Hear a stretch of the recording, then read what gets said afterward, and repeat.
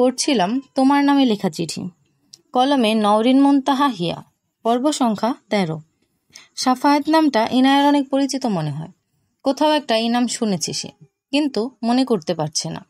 ইনায়া ইশারা দেয় আসিফকে ম্যানেজারকে ছেড়ে দিতে, কারণ ম্যানেজারের থেকে বেশি কিছুই জানে না। তবে ইনায়ের লোক সবসময় ম্যানেজারের উপর নজর রাখবে।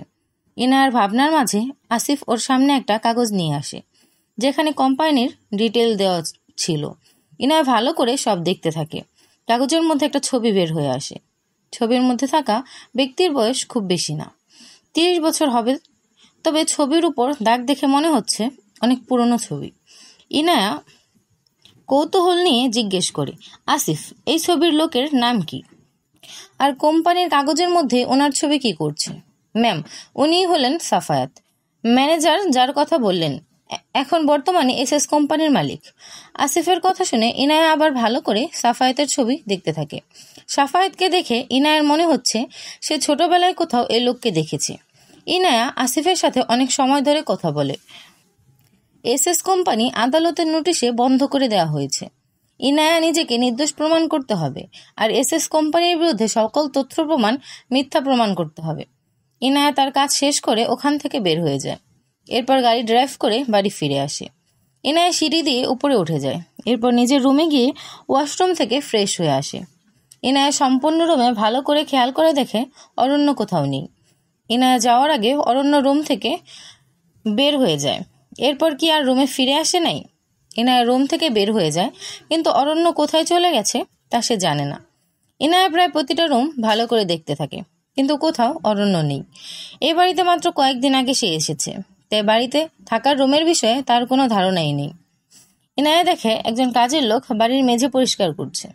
ইনায়া তাকে জিজ্ঞেস করে, আচ্ছা, আপনি কি অরণ্যকে দেখেছেন? উনি কি বাহিরে চলে গেছে? না ম্যাম, অরণ্য স্যার তার স্টাডি রুমে আছে, বাড়ির সবার শেষের রুমে। অরণ্য স্যারকে যেতে দেখেছি।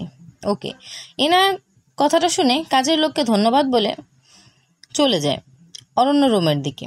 অরণ্য সোফায় বসে আছে, তার সামনে ল্যাপটপ নিয়ে, কিন্তু কাজের প্রতি তার কোনো মনোযোগ নেই। ইনায়া অরণ্য রুমের দরজার সামনে দাঁড়িয়ে নক করে।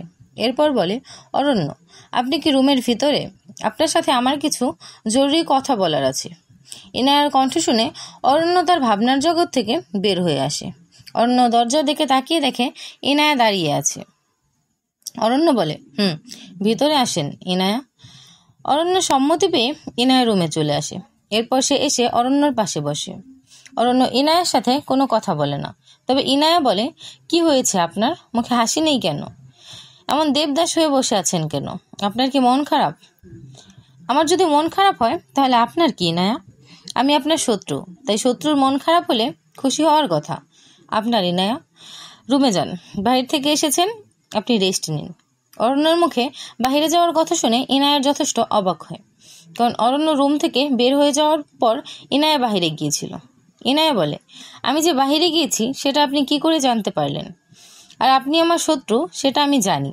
আপনার জন্য আমার মনে কোনো কষ্ট হয় না। ও রিয়েলি? মিসেস ইনায়া চৌধুরী তাহলে এখানে কেন এসেছেন?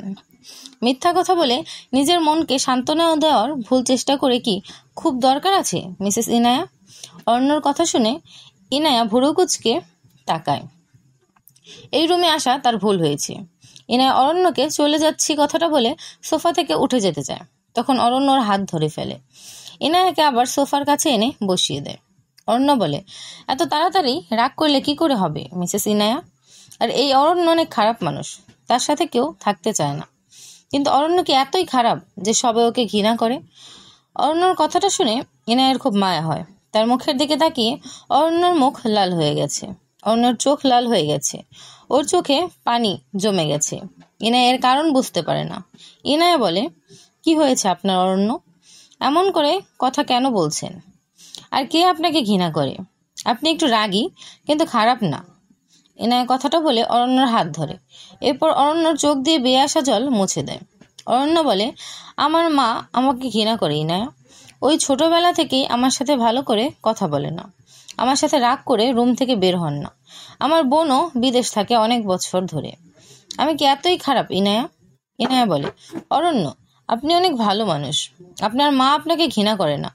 উনি হয়তো আপনার উপর রাগ করে আছেন। কোনো মা তার সন্তানকে ঘৃণা করতে পারে না। আমি বলছি, আপনি অনেক ভালো মানুষ। আমারও অন্য কখনো খারাপ হতে পারে না।